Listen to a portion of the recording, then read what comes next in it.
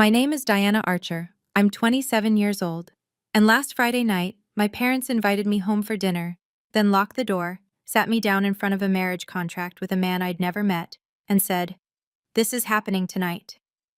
There was an officiant in the corner of the living room. My father stood blocking the only exit. My mother looked at me the way you look at a problem you've already solved, calm, certain, finished. And you know what? She was right. As everything had already been decided, just not the way she thought. Before I go on, if this story hits something real for you, go ahead and hit like and subscribe, but only if you genuinely want to. And if you're listening right now, drop a comment telling me where you are and what time it is. I'm always curious who's up with me. Now let me take you back 2 weeks to the day it all started. Not the dinner, but the phone call from Aunt Denise. I should tell you who I am before all of this. Or who I was, really, because those feel like two different people now. I live alone in a one-bedroom apartment 20 minutes outside Grayfield, Georgia. I work as an administrative assistant at a veterinary clinic. I pay my rent on time. I don't drink, don't smoke, don't stay out past 10 unless I'm binge-watching something on the couch with my cat. By every measure that matters to me, my life is quiet and fine. But to my mother, Lorraine Archer, quiet and fine is just another word for failure. She calls at least 3 times a week, not to ask how I'm doing, to check. Where was I Saturday? Who was I with? Why haven't I put myself out there? And always, always, always. You're 27 and still alone, Diana. Do you know what people say about that? I stopped answering most of the time. That made it worse. Last Thanksgiving, I drove the 45 minutes home because she guilt-tripped me for 3 straight days. And I walked through the front door, and before I could even set the pie down, she turned to my uncle's wife and said, "This is Diana, still single, still working at that little dog clinic." She laughed when she said it, like it was a joke everyone was in on. My father, Gerald, sat at the head of the table and said nothing.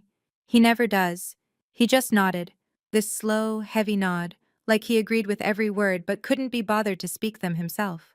And his silence has always been louder than her voice. I was 24 the first time I thought it. Maybe loving your parents doesn't mean you have to survive everything they do to you. That year, I started keeping a notebook. I didn't know why yet. 2 Thursdays ago, I was at the clinic restocking the supply cabinet when my phone buzzed. Aunt Denise. She never calls during work hours. I stepped outside, leaned against the brick wall by the dumpsters, and answered. Diana. Her voice was shaking. Not the dramatic kind, the kind that comes from someone trying very hard to hold it together. I need you to listen to me and not say anything until I'm done. I didn't say anything. Your mother called me this afternoon. She was excited. Bragging, really.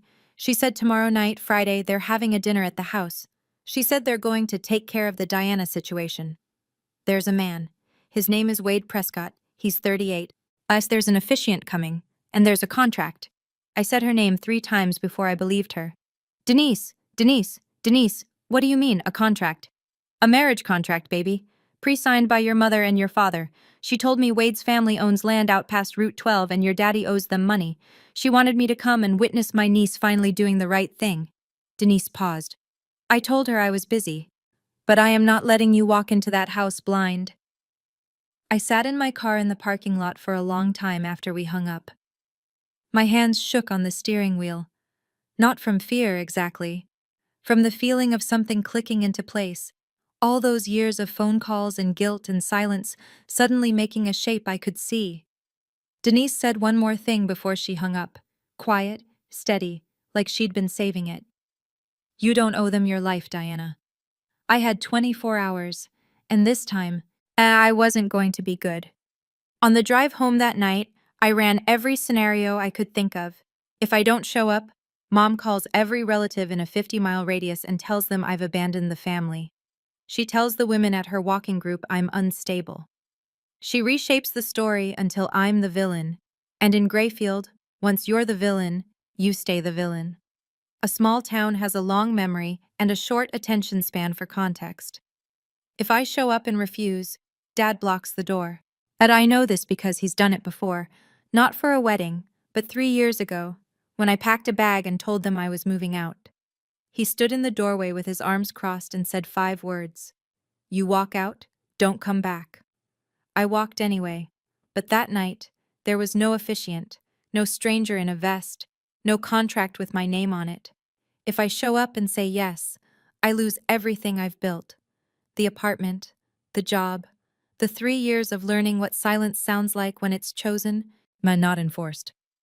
I pulled into my parking spot and sat in the dark for a while. The engine ticked. A neighbor's TV flickered blue through their window. And then I remembered something. The notebook. 3 years of entries. Dates, times, exact words. Every phone call where Mom told me I was embarrassing the family.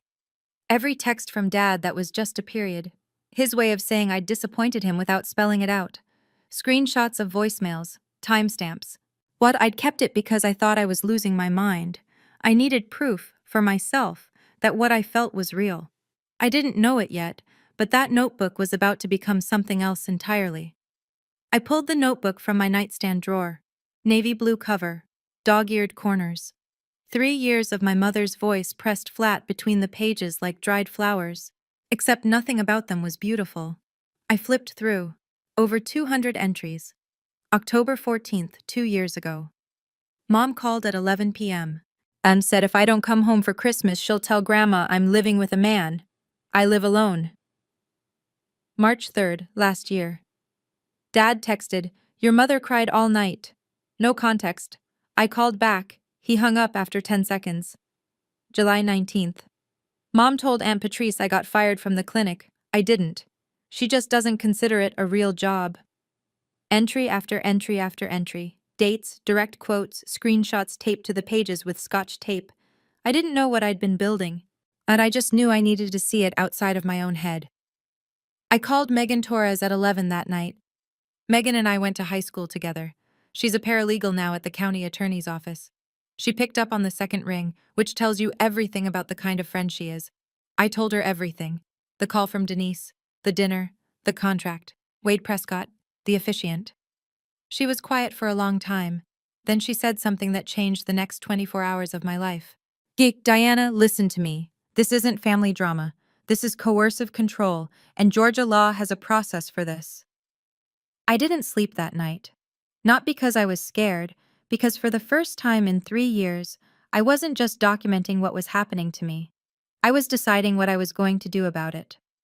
Friday morning, I called Dr. Marsh at the clinic and told her I needed a personal day. She didn't ask questions.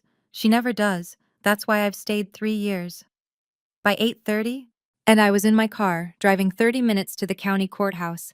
Megan met me in the lobby. She'd already pulled the forms. "I prepped everything last night," she said, handing me a clipboard. "Emergency protective order application. You fill in the narrative. I'll walk you through it." I sat at a metal table in the courthouse hallway and wrote. Not the whole notebook, just the pattern. 3 years of calls, the isolation, the guilt, the time Dad physically blocked the door. And what Denise told me was being planned for tonight. I attached photocopies of 42 notebook pages and 14 screenshots. By 10:15, a duty judge reviewed the application. By 11, she signed it. I held the paper in my hands and read the words twice. My name, my parents' names, 500 feet, effective immediately. Then Megan handed me a second form. Adult Protective Services complaint. This documents the pattern, coercive control over an extended period. It triggers a formal investigation. I signed it. She filed it electronically while I sat in the car. Then she made one more call, to dispatch. She gave them the address on Buckner Road, my parents' house, and explained that I'd be there that evening, that a protective order was in effect, and that I might need assistance. At 6:45 that evening, I pulled up to the curb outside my parents' house. The porch light was on. Mom's car in the driveway. A black truck I didn't recognize parked behind it. I turned on the voice recorder on my phone, dropped it in my purse, and took a breath. I wasn't scared to walk into that house. For the first time in my life, I wasn't scared at all. The front door was unlocked. That should have been my first clue. Mom never leaves the door unlocked. I stepped inside and the living room stopped me cold. White tablecloth over the dining table, fresh flowers in a vase I'd never seen before. But candles, actual candles, lit along the mantel. The room smelled like gardenias and furniture polish, the way Mom only makes it smell when she wants to impress someone. This was not a family dinner. A man stood up from the couch, tall, dark sport coat over a pressed shirt, clean-shaven, somewhere around 38. He looked at me and gave a single nod, slow, measured, like we'd already agreed on something. I'd never seen him in my life. In the corner, near the bookshelf, sat a second man. Older, maybe early 60s, holding a leather folder on his lap. He wore a gray suit that didn't quite fit right. He smiled at me the way people smile at nervous brides. Aunt Denise had described every detail: the man on the couch, the officiant in the corner, even where they'd be sitting. My mother appeared from the kitchen, wiping her hands on a dish towel, beaming. "There she is! Come in, sweetheart! Everyone's been waiting!" She said it like this was a birthday party. Just like I was late and everyone had been so patient. I looked at the couch, at the officiant, at the white tablecloth and the candles and the flowers. I looked at the empty chair they'd set out for me, directly across from the man I'd never met, with a pen placed neatly beside the plate. No dinner, no food at all, just a stage. And then I heard the deadbolt click behind me. I turned around. Dad was standing at the front door, arms crossed, back against the frame. He didn't say a word. And he didn't have to. Before I could sit, Mom slid a stack of papers across the table toward me. 6 pages, stapled in the corner, blue ink.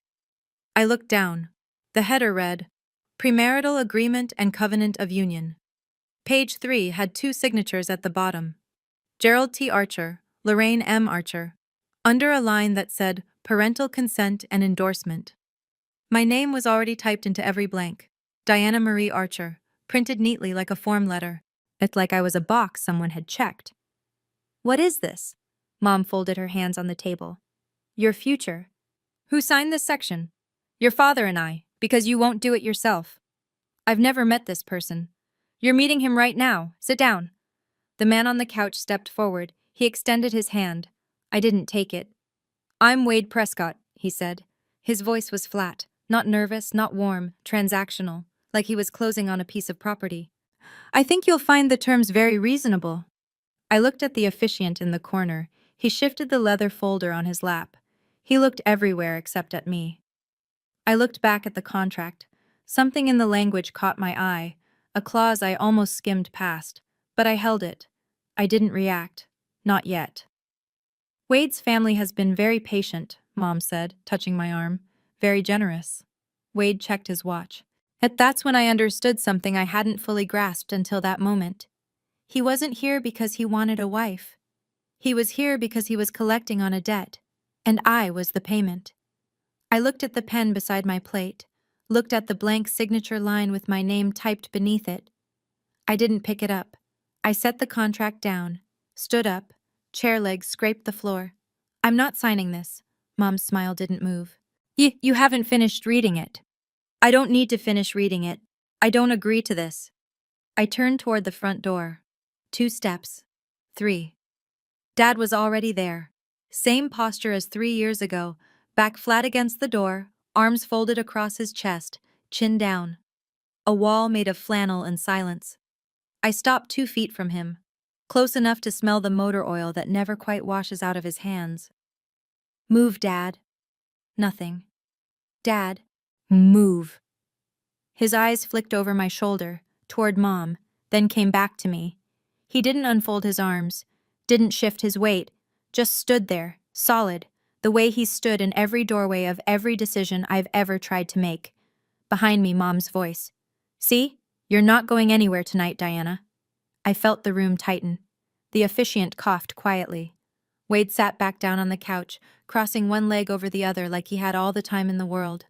3 years ago, this exact scene made me cry. Dad in the doorway, Mom narrating my failure from behind, me caught in the middle with nowhere to go. I cried, and I pushed past him, and I left, and I didn't come back for 8 months. But tonight, there was a contract on the table. An officiant with a folder. A stranger who'd driven here to marry a woman he'd never spoken to. Tonight was different. I breathed in, turned around, walked back to the table, and sat down. Not because I'd given up. Mom's eyes lit up when she saw me sit. She thought she'd won. She hadn't. Mom sat across from me and reached for my hands. I let her take them. It took everything I had not to pull away. Diana. Her voice softened. The same tone she used when I was 12 and didn't make the volleyball team. The same tone she used when she told me my dog had to be put down. The sympathy voice. The weapon she sharpened over 27 years. I carried you for 9 months. I raised you.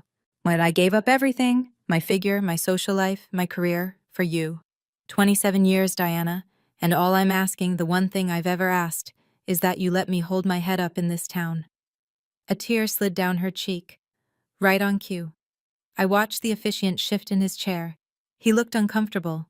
Good. He should be. Wade didn't look at the tears. He looked at his watch again. The tears weren't for him. They weren't really for me either. So they were for the officiant, a performance to keep him in his seat. Mom, I said, don't mom me. Not tonight. Tonight you're going to do the right thing for once. I looked at the contract, at the pen, at the candles flickering on the mantel. Then I looked at my mother, really looked, and I recognized the pattern. The tears, then the guilt, then the command. She'd done it when I wanted to go to college out of state, when I wanted to move out, when I wanted to stop calling every day. Cry, blame, control. Cry, blame, control. 3 years ago, this room would have broken me. Tonight, it just confirmed every single entry in that notebook. I picked up the contract. Mom stopped crying. Her eyes went bright with anticipation. But I didn't reach for the pen. Sitting at that table, I kept asking myself, why did my mother think this would work? Did she honestly believe I'd sign a marriage contract with a stranger just because she cried? Or did she know, and simply not care? And I still think about that. What makes a parent cross that line, from wanting the best for their child to deciding they own their child's future? What do you think?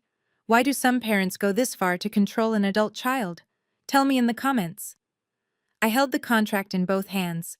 6 pages. My whole life reduced to blue ink and blank signature lines.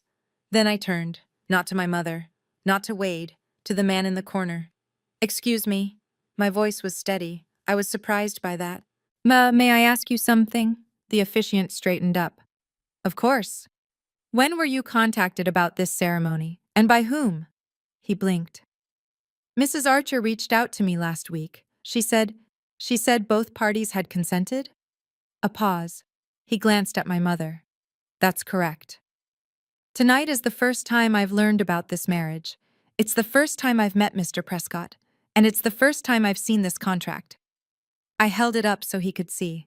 My name was filled in without my knowledge. The room went quiet. Not the comfortable kind, the kind where everyone's calculating their next move. The officiant, I'd later learn his name was Dale Kenner, 62, licensed through the county, looked at my mother. His expression had changed. The polite smile was gone. Mrs. Archer, you told me both parties.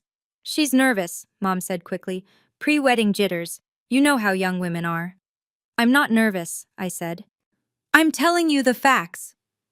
Kenner looked at the contract in my hands, then at the door where my father stood, then back at me. I leaned forward slightly, just enough. You understand that under Georgia law, a marriage ceremony conducted without voluntary consent of both adult parties is void, and the officiant who performs it can face criminal liability. I watched the color leave his face, one shade at a time. Mom laughed. Diana, stop with the dramatics. But Kenner wasn't laughing. And he wasn't sitting comfortably anymore. Something shifted in the room. I could feel it, like a current changing direction. Kenner moved to stand. Mom's hand shot out.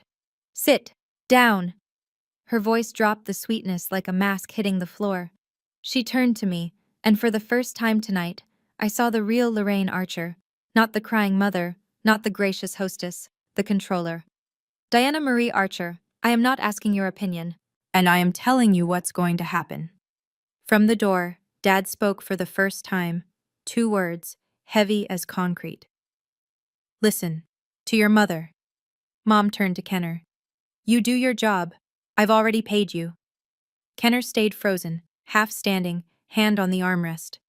Wade shifted on the couch. The reasonable veneer cracked just enough for me to see the impatience underneath. I didn't drive 40 minutes for a debate. Are we doing this or not? I looked directly at him. Are you asking me? Or them? Because from where I'm sitting, you're negotiating with my parents, not with me. Wade's mouth opened, closed. He looked at Gerald. I felt my purse against my hip. Inside it, folded in an envelope, was something none of them knew about. My hand drifted to the strap, just briefly, but I pulled it back. Not yet. I checked the time. The microwave clock in the kitchen read 7:32 p.m. Mom stepped closer, lowering her voice like she was sharing a secret, but her eyes were hard. 3 years you've been living on your own, and what do you have to show for it? A cheap apartment and somebody else's dogs? She said it like a fact, like she'd measured my life and found it wanting. I held her gaze, and behind that gaze, behind everything, I started counting minutes. My phone buzzed inside my purse. Once, then a second time. I didn't look at it. I didn't need to. I knew who it was. Megan had said she'd text when dispatch confirmed. Mom was still talking. And something about Wade's family, their property, how established they were. I heard every third word, the rest was static. And his mother, God rest her, would have loved you. Diana, Mom's voice sharpened. Are you listening? Every word. She leaned across the table. Her perfume, that heavy vanilla she's worn since I was a child, filled the space between us. You have two choices. You sign this contract, or you never call me Mom again. I heard it. I really heard it. And something strange happened. I felt lighter. Like she'd just unlocked a door she meant to seal shut. She'd given me permission to leave. I looked around the room one final time.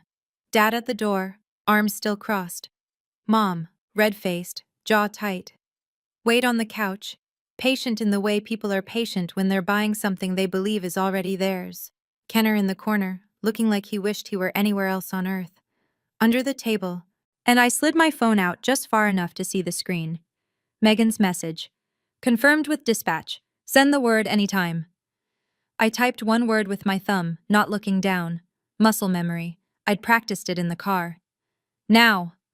I placed the phone back in my purse, looked up, and I smiled. Not the small, placating smile I'd been trained to give. Not the nervous smile that says, please don't be mad. A real one. Calm. Clear. The smile of someone who knows exactly what's about to happen. Mom noticed. But her eyes narrowed. What's funny? Nothing's funny, Mom. Not a single thing. I picked up the contract again, slowly, page by page. Since we're all here, I said, let me share what I found. Mom straightened. She thought I was coming around. I turned to page 2. Section 3. Assets of the bride. Someone listed my savings account balance. $7,412. I looked up. I've never shared that number with anyone in this room. Silence. Page 4. Section 7. Marital residence. The Prescott property on Route 12. No alternative listed. No option for independent housing. Wade uncrossed his legs. Page 5. Section 9. I read it slowly, making sure every word landed. The bride agrees to relinquish independent employment within 60 days of the marriage date. I set the page down. You want me to quit my job? Mom's face was a mask. Wade's family doesn't need you working. This isn't about what Wade's family needs, and this is about taking away my income so I can't leave. I looked at Kenner.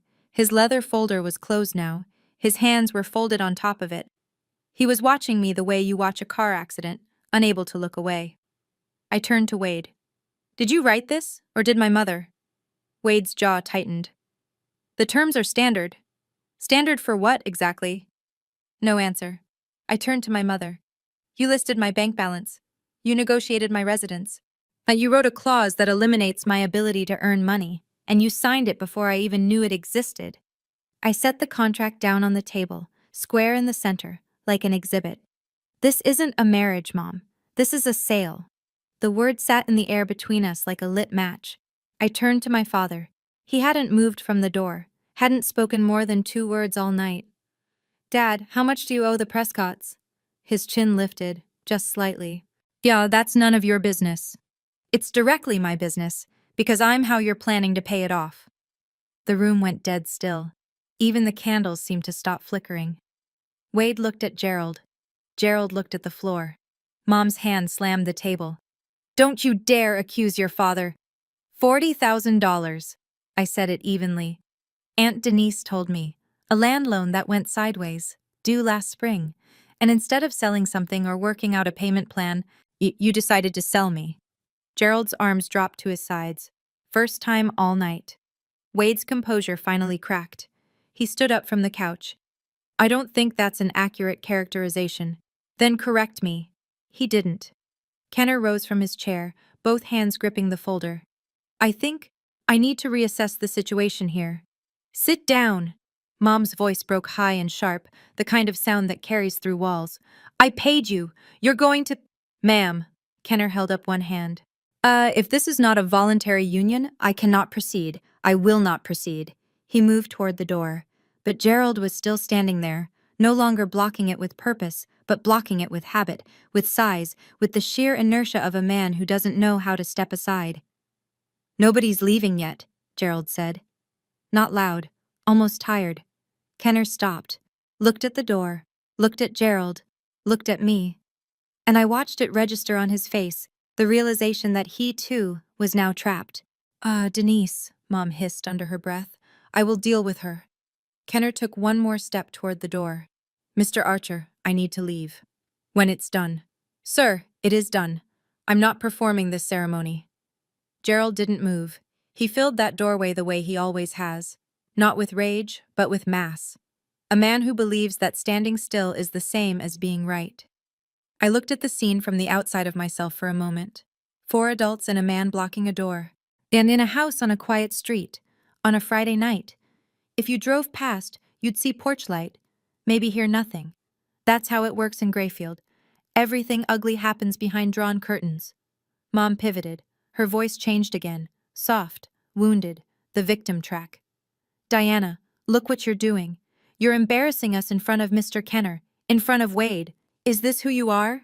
I almost laughed. She was worried about embarrassment in the middle of an ambush. A car pulled into the driveway next door. Headlights swept across the living room curtains. Mom's head snapped toward the window. Close the blinds, Gerald. He crossed the room and pulled the cord. The blinds clattered shut. Then he returned to the door. I checked the microwave clock again. 7:48 p.m. Dad, I said, you're physically preventing 4 people from leaving this house. Do you know what that's called? He didn't answer. It's called unlawful restraint. In Georgia, it's a misdemeanor. Unless it involves a threat of violence, then it's a felony. Dad's hands, hanging at his sides now, curled into fists. Not to hit anyone. I know my father. It was the only way he knew how to hold himself together. Somewhere outside, very faint, I thought I heard a siren. But I wasn't sure yet. I set the contract down on the table, centered it neatly between the flowers and the unlit place setting. Then I stood up, slowly. The chair barely made a sound. And I looked at my mother. I looked at my father. I looked at Wade Prescott, who'd driven 40 minutes to buy a woman with somebody else's debt. And I smiled. Not a smirk, not a grin. The kind of smile that comes when every single piece finally settles into its place and you see the whole board. Mom, Dad. My voice was so steady it didn't feel like mine. You really should have read what I filed yesterday. 3 seconds of silence, the longest 3 seconds that living room had ever held. What did you file? Mom's voice was thin. I opened my purse, pulled out 2 envelopes, cream-colored, crisp. I placed the first one on the table. This is an emergency protective order, signed this morning by a judge at the county courthouse. It prohibits both of you from contacting me or coming within 500 feet of me. Effective immediately. I placed the second envelope beside it. And this is a formal complaint filed with Adult Protective Services, documenting a years-long pattern of coercive control, emotional manipulation, and isolation. I set them down right next to the marriage contract. 3 documents on a white tablecloth, 2 of theirs, 2 of mine. The room didn't breathe. Then Mom's phone buzzed on the kitchen counter. A notification from the county court system. Then Dad's phone, in his back pocket, vibrated against the doorframe, and from outside, no longer faint, no longer maybe, came the sound of a siren, getting closer, then stopping, right in front of the house. Mom started screaming. Mom grabbed her phone off the counter. Her hands were shaking so badly she had to try her passcode twice. I watched her face as she read it. The notification from the court system, her name, my name, the order number, the terms. Her mouth opened, then closed, then opened again. What is this? What did you do? Dad pulled his phone from his back pocket. Same notification. He read it the way he reads everything, slow, lips slightly moving. And I saw something I'd never seen before on Gerald Archer's face. Fear. Wade Prescott was already on his feet. I haven't signed anything. I'm not part of... I need to leave. For the first time all night, the flat, transactional voice had a crack in it. He wasn't worried about the wedding anymore. He was worried about himself. Kenner saw his opening. The moment Gerald stepped away from the door to check his phone, Kenner moved. Fast for a 62-year-old man. And he had the front door open and was through it before anyone could react. Blue and red lights pulsed through the open doorway, washing across the white tablecloth. The flowers, the contract, my mother's face, a patrol car, parked at the curb, engine running. I could hear Kenner's voice outside, rapid, talking to someone. Then footsteps on the porch. Mom looked at me, not with anger, not yet. That would come later. Right now, it was something worse. Disbelief. The expression of someone whose script has been flipped, who wrote every line of the play and suddenly doesn't recognize the scene. Diana. Her voice cracked down the middle. You called the police? On your own parents? I didn't answer. I didn't need to. The knock on the door answered for me. The officer at the door was a woman. Late 30s, dark hair pulled back, calm eyes that took in the room in about 2 seconds flat. Good evening. I'm Officer Hollins with the County Sheriff's Department. We received notification that an emergency protective order is active at this address. She wasn't loud. She didn't need to be. I stepped forward. I'm Diana Archer. I'm the petitioner on the protective order. I was invited here under false pretenses and was physically prevented from leaving. Hollins looked past me. The tablecloth, the candles, the marriage contract, the 2 envelopes. Her eyes moved to Gerald. Him standing 3 feet from the open door, arms at his sides. Sir, did you prevent anyone from leaving this residence tonight? This is my house, Gerald said. That's not the question I asked. Kenner's voice came from the porch behind her, rapid, urgent. Officer, I was also prevented from leaving. I'm a licensed officiant. I was brought here under the representation that both parties consented. That is clearly not the case. Hollins nodded once. She stepped inside. As a second officer appeared behind her, younger, staying near the door. Mr. and Mrs. Archer, I'm going to need to speak with each of you separately. Sir, if you could step outside with my partner. Gerald looked at the officer, then at Mom, then, for one long moment, at me. He walked out the front door without a word. His footsteps on the porch were heavy, slow. It was the first time in my life I'd watched my father leave a doorway because someone else told him to. Hollins turned to me. Her voice dropped, not to a whisper, but to something gentler, professional warmth. You're safe now. Is there anything else you need? I shook my head. Just this, just to be believed. In Grayfield, Georgia, a police car on your street is a headline. A police car in your driveway, with the lights still going, is the front page. Mrs. Patterson from next door was already on her porch. Arms crossed over her housecoat, phone in hand, not even pretending she wasn't watching. Across the street, at the Delgado's front light came on. I saw a curtain twitch at the Riley house on the corner. Mom saw it too. She was standing at the living room window, blinds still half open from when Kenner had pushed through the door. The blue and red lights painted her face in alternating colors. Her jaw was clenched so tight I could see the muscles in her neck. Are you happy now? She turned to me, voice low and venomous. You've destroyed this family. That the whole street is watching. I didn't destroy anything, Mom. I just let people see what you're doing. She flinched. Actual flinch, like the words had weight. Outside, the second officer was talking to Wade, who had tried to slip out through the back door.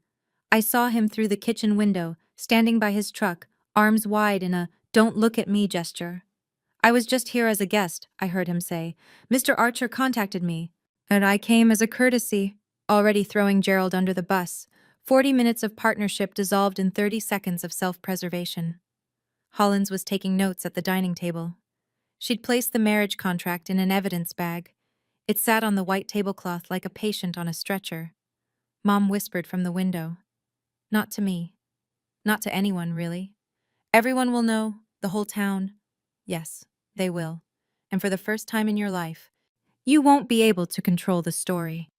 Kenner gave his statement on the front porch, under the yellow glow of the light my mother always keeps on to look welcoming. He handed Hollins his phone, showing the email chain from Lorraine. Date, time, payment confirmation. She'd sent him $250 through a mobile app. Subject line: Friday ceremony, Archer/Prescott. She told me both parties were eager, Kenner said. His voice was unsteady. She said her daughter was shy but happy, that this was a family celebration. Hollins documented everything. Email timestamps. The marriage contract now sealed in plastic. Kenner's physical description of the evening, who sat where, what was said, the moment he tried to leave and was stopped. She turned to me. Ms. Archer, I have the protective order number on file. Yet your parents will be formally notified that contact with you is prohibited within the terms of the order. I handed her a printed copy of the EPO from my purse, then the APS case number written on a sticky note. Then I told her about the voice recording on my phone. I've been recording since I walked in. Hollins paused, looked at me. Not surprised exactly, more like recalibrating. That's admissible in Georgia, one-party consent state. I nodded. From the driveway, and the second officer was making notes on Gerald. Unlawful restraint, written up on the spot. Not an arrest, not tonight, but a formal record, a paper trail. Kenner turned to me before he left. His eyes were red-rimmed. Ms. Archer, I didn't know. I'm truly sorry. I believe you, I said. He walked to his car, started the engine, pulled away slowly, like he was trying not to make any more noise in a night that had already been too loud. And I stood on the porch and watched his taillights disappear. Hollins told Gerald he would be cited for unlawful restraint. A misdemeanor. Not jail, not tonight, but a record. A formal document with his name and the date and a description of what he did. I watched my father hear those words. He didn't argue, didn't raise his voice. He just stood there on the front lawn, under the pecan tree he planted the year I was born, and something in his posture changed. At the broad shoulders that had filled every doorway of my childhood seemed to narrow. The arms that had been folded like armor all night hung loose, purposeless. He looked at me through the open front door, not angry, not pleading. Something I'd never seen from him before, confused, like he was looking at someone he didn't recognize. I held his gaze. I didn't look away, didn't soften, didn't give him the small apologetic nod he'd been trained to expect from me for 27 years. Then I turned back inside. Mom was sitting at the dining table, in the chair I'd been assigned for the ceremony. The candles had burned down, wax pooled on the tablecloth. She was staring at the 2 envelopes I'd placed there, the protective order, the APS complaint, like they were something alive. This isn't over, Diana. I'll get a lawyer. Officer Hollins stepped back in. Ma'am, I'd strongly recommend you do get an attorney. For yourself. Mom looked at Hollins, then at me. Then at the empty chair where Wade had been sitting. A PS will be contacting both of you within 5 business days, Hollins added, writing something on her notepad. The investigation is already open. Mom opened her mouth, closed it. For the first time in my life, Lorraine Archer didn't have a line prepared. The silence was the loudest sound I'd ever heard in that house. Wade Prescott was released after giving his statement. Hollins told him the same thing she'd told my parents. He might receive a subpoena if the investigation continued. He didn't respond, didn't look at anyone, just climbed into his black truck, started the engine, threw it into reverse, and backed down the driveway with the precision of a man who wanted to erase every second he'd spent on Buckner Road. I stood on the porch and watched the taillights shrink down the road until they disappeared past the curve by the old grain silo. But that man drove 40 minutes to this house, sat on that couch for over an hour, looked me in the eye and said, I think you'll find the terms very reasonable. He knew I'd never seen him before. He knew I hadn't consented. And he stayed anyway. Tonight he goes home with nothing. Not the wife he'd arranged to collect, Not the $40,000 in leverage over my father. Not even his dignity. Because he'd thrown Gerald under the bus the moment the blue lights hit the driveway. Yet Kenner had already left. Now Wade. The only people remaining were my parents, 2 officers, and me. Hollins walked over. Ms. Archer, you're free to go whenever you're ready. The order is in effect. If either parent contacts you or comes within 500 feet, call dispatch immediately. I thanked her, shook her hand. One of the officers, the younger one, murmured something to his partner as he headed back to the patrol car. I caught it, just barely. First time I've seen anything like this in Grayfield. I picked up my purse from the dining table, walked past the white tablecloth, the melted candles, the empty chairs. $40,000. That was the number my parents put on my life. I walked out the front door on my own terms.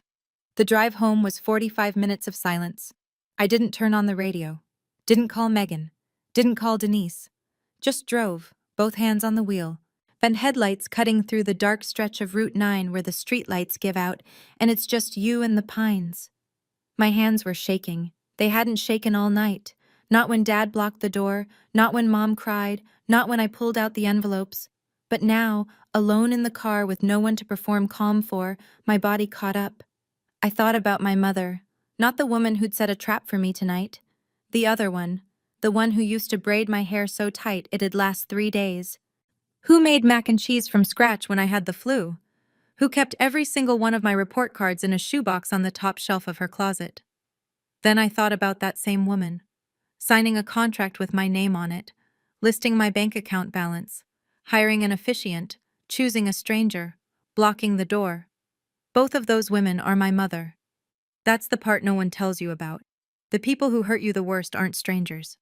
They're the ones who know exactly where you're soft because they made you that way. I pulled into my parking spot at 9:20 p.m., turned off the engine, sat in the dark for a while, listening to the tick of the cooling engine and the distant bark of someone's dog. Then I went inside, locked the door, slid down the kitchen wall to the floor, and cried. Hard and ugly and loud. The way you can only cry when no one's watching and you don't have to be strong anymore. Megan called at 11. You okay? I don't know, but I'm safe. I fell asleep on the kitchen floor that night, and when I woke up Saturday morning, my phone showed 23 missed calls. I sat on the kitchen floor with my phone and scrolled. 11 calls from Mom.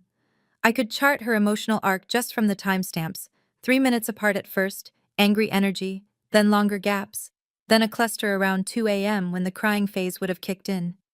4 from Dad, no voicemails. Classic Gerald. Call, wait, hang up, repeat. Silence delivered in installments.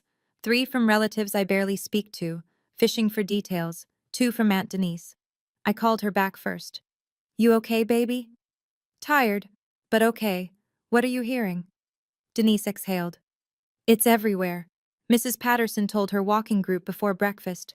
By noon, every woman in Grayfield who owns a pair of sneakers knew there was a police car in your mama's driveway. 1 call from Wade Prescott's number. No voicemail. Then the number was blocked. He'd deleted it from his end. 2 from numbers I didn't recognize. I returned none of them except Denise's. Then my phone buzzed with a text from Mom. Long. The kind of message she composes like a legal brief, full of blame and redirected guilt. I read the first line. You have destroyed your father and me. I cannot show my face. I hope you're satisfied. I screenshot it, added it to the evidence folder on my phone, filed it the way Megan taught me, date, time, a content summary. It was automatic now, 3 years of practice. Denise told me one more thing before she hung up. Your mother called your Aunt Patrice this morning. Told her you've been psychologically influenced. That's the story she's going with. I wasn't surprised. Lorraine Archer doesn't lose, she rewrites. But this time, there were too many witnesses. An officer's report, a court order, a recorded confession on my phone. The story was already written. And she didn't hold the pen. The call from Adult Protective Services came the following Wednesday. A caseworker named Sandra Whitfield. Professional, warm, thorough. She told me they'd opened a formal investigation based on my complaint and the supporting documentation. Ms. Archer, your file is one of the most detailed we've received. The timeline, the screenshots, the corroborating witness statements, it all helps. She asked if I could provide the original notebook. I told her I'd already submitted 42 photocopied pages with the EPO application, but I could bring the original to her office. That would be ideal. She explained the process. Interviews with my parents, with neighbors, with anyone I listed as having witnessed the pattern.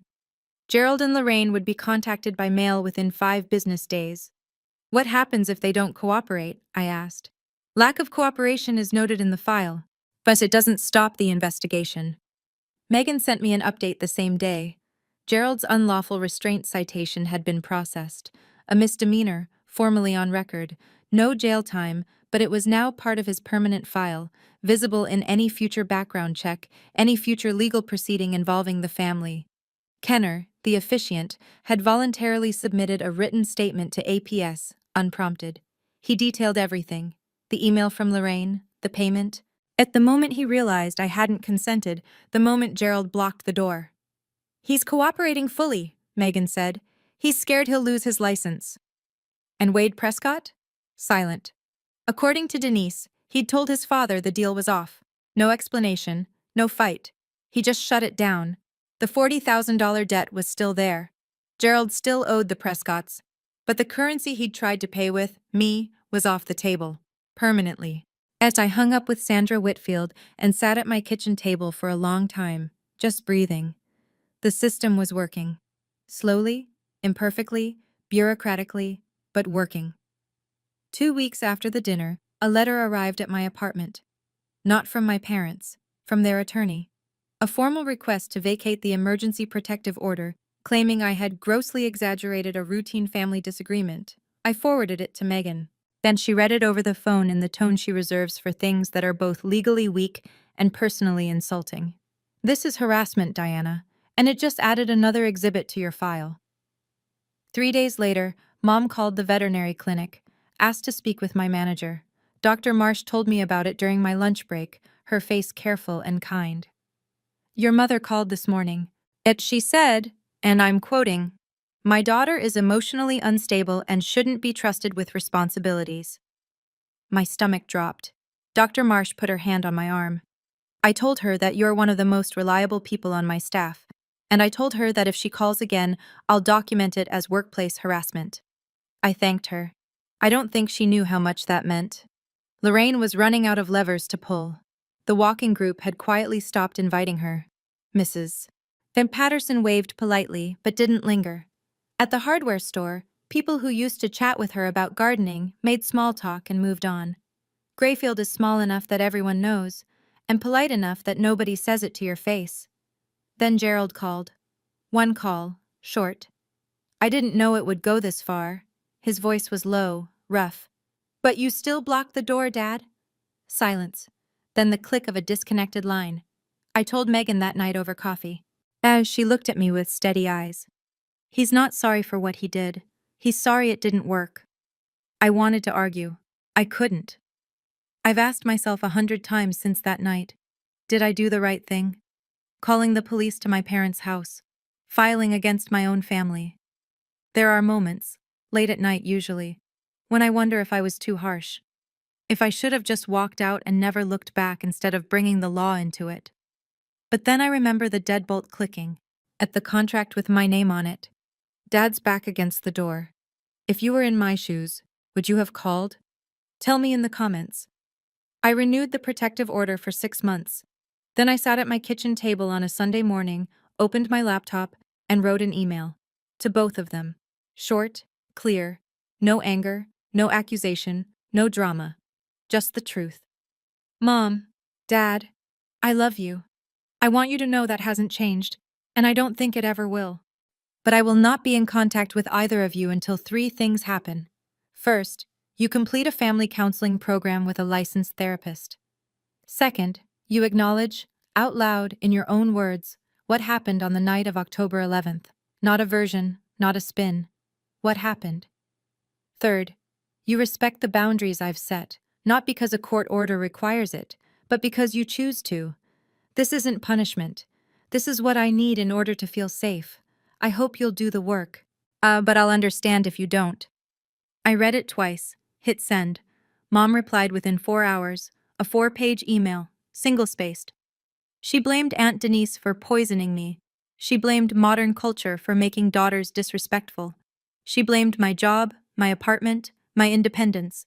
She blamed everything and everyone except the woman who'd signed a marriage contract on behalf of her adult daughter. She never once used the words, "I'm sorry." Dad didn't reply at all. I read Mom's email halfway through. Then I archived it. I didn't delete it. I might need it someday, but I didn't finish it either. There was nothing in those 4 pages I hadn't heard 1,000 times before. A boundary isn't a wall. It's a door with a lock, and the key is in their hands. They just have to be willing to pick it up. So far, they haven't reached for it. Aunt Denise and I have a new tradition now. Every Sunday morning.